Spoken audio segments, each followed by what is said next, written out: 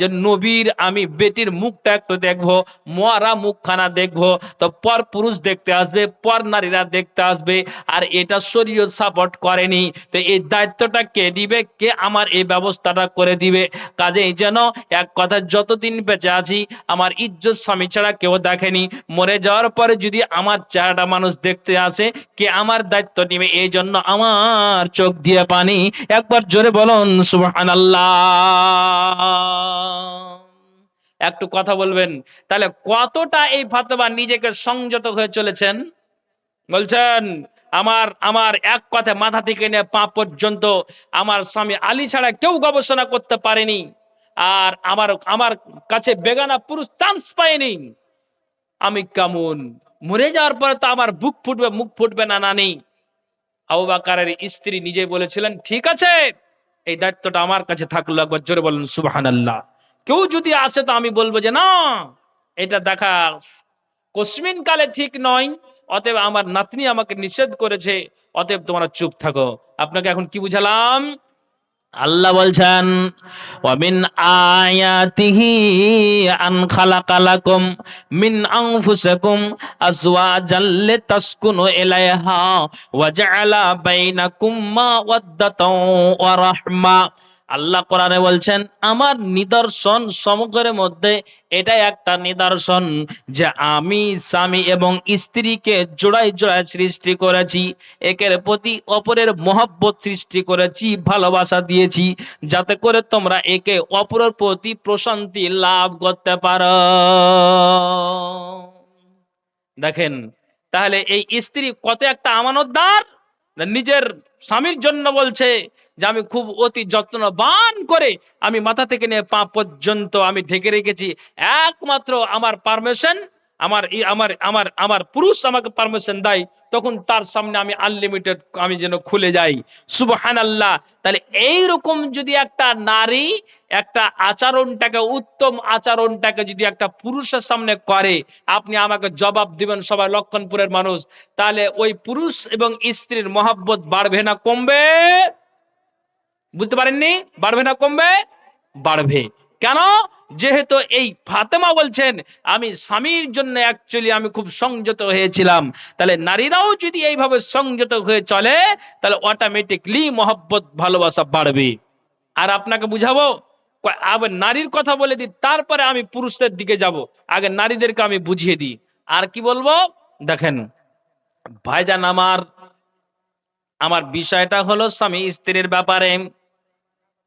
ঠিক আল্লাহ পাকের রাসূল যখন তিনি বাকি গোর স্থানে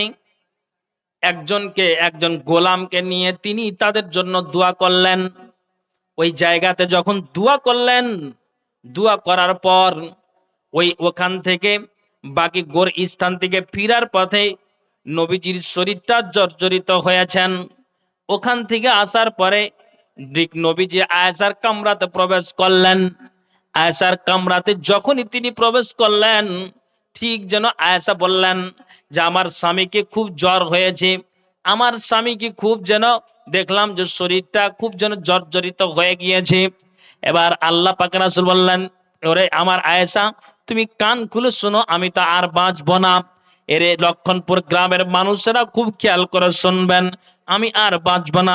ঠিক যেন যখন নবীজি মারা যায়, তখন যেন আল্লাহ পাক রাসূলের বক্ষ স্থলটাতে, এক কথায় নবীজির মাথাটা আয়েশার বক্ষ দেশটাতে ছিল, নবীজির মাথাটা আয়েশার বক্ষ স্থলে ছিল, আর নবীজির বক্ষ স্থলে আয়েশার বক্ষ স্থলে মাথা রেখেই আল্লাহ পাক রাসূল বিদায় হয়েছেন, আল্লাহ পাক রাসূল দুনিয়া থেকে বিদায় হয়েছেন।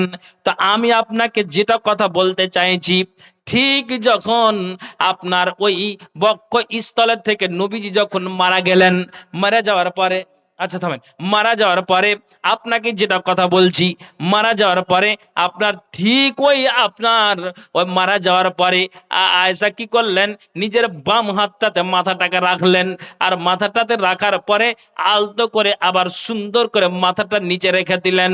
আর ওই স্বামীর জন্য নিজের আপনার জন্য স্বামীর পাশে বসে বসে এক ফোঁটা দুই ফোঁটা করে করে মহব্বতের পানি ঝরাই, মহব্বতের কান্না করে, আর নিজে বলেন এসে বলেন আল্লাহু আকবার, আমার স্বামী যান জনাবে মুহাম্মদুর রাসূলুল্লাহ, একবার পড়া যাবে নাকি সাল্লাল্লাহু আলাইহি ওয়াসাল্লাম? এসে বলছেন নবীজির একাধিক স্ত্রী, তার মধ্যে আমি একজন। তা আমি কত ভাগ্যবান মহিলা, আমি কত ভাগ্যবান নারী যে আমার সামনে আমার বক্ষ স্থলে আমার স্বামী মাথা রেখে দুনিয়া থেকে বিদায় হয়েছেন। আমার এটা একজন, এই জন্য এই কথাটা বললাম যে স্বামী যে আমার বক্ষ স্থলে মাথা রেখে দুনিয়া থেকে বিদায় হলো, তো মরার কালেও আমি ভাগ্যবান যে আমার প্রাণ, আমার মহব্বত স্বামীর প্রতি আমার দ্বিগুণ আরো বেড়ে গিয়েছিল। একবার জোরে বলুন সুবহানাল্লাহ।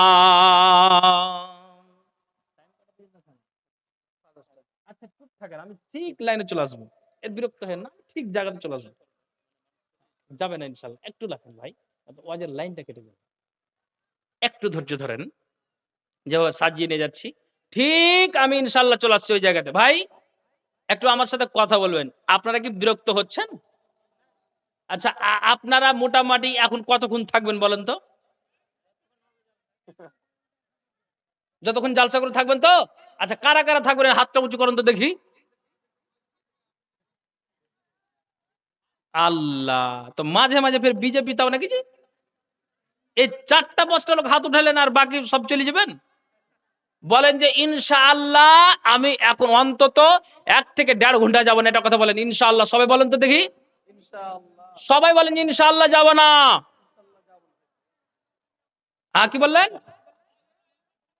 হ্যাঁ আলহামদুলিল্লাহ, আপনাকে ফজর আজান পর্যন্ত শোনাবো, থাকেন। ওটা বক্তাকে নিধারে ওষুধ খাইয়ে দেন জি। হ্যাঁ আমিও শুরু করলাম, দেখি কে বক্তা হারে না শ্রোতা হারে। থাকবেন তো ইনশাআল্লাহ?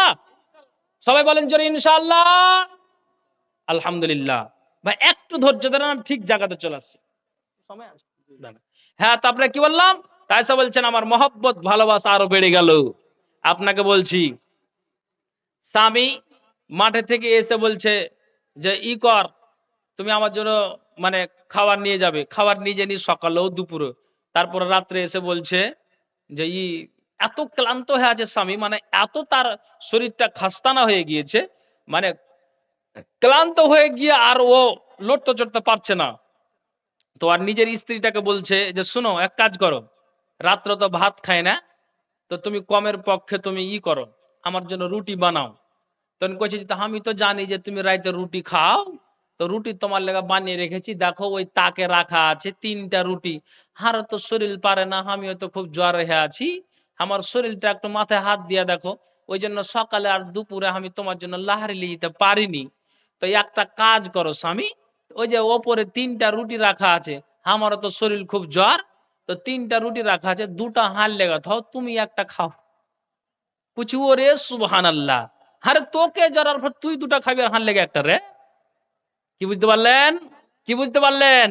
অমিন আয়াতিহি আন খালাকালাকুম মিন আনফুসিকুম আজওয়াজাল লিতাসকুনু ইলাইহা ওয়া জাআলা বাইনাকুম মাওয়াদ্দাতাও ওয়া রাহমা।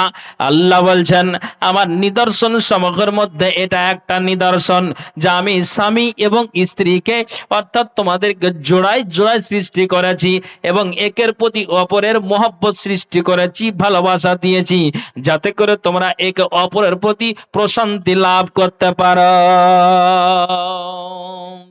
ভালো করে শুনবেন, পর্দার আড়ালে মা বোন আছেন তো, হযরত উমর রাদিয়াল্লাহু তাআলা আনহুর জামানায় ঠিক একটা নারী গভীর রাত্রিতে তিনি কাঁদছেন, আর হযরত উমর রাদিয়াল্লাহু তাআলা আনহুকে যে খলিফার দায়িত্ব দেওয়া হয়েছে, তো উমর বলছেন যে আমি রাত্রে ডিউটি দিতে শুরু করলাম।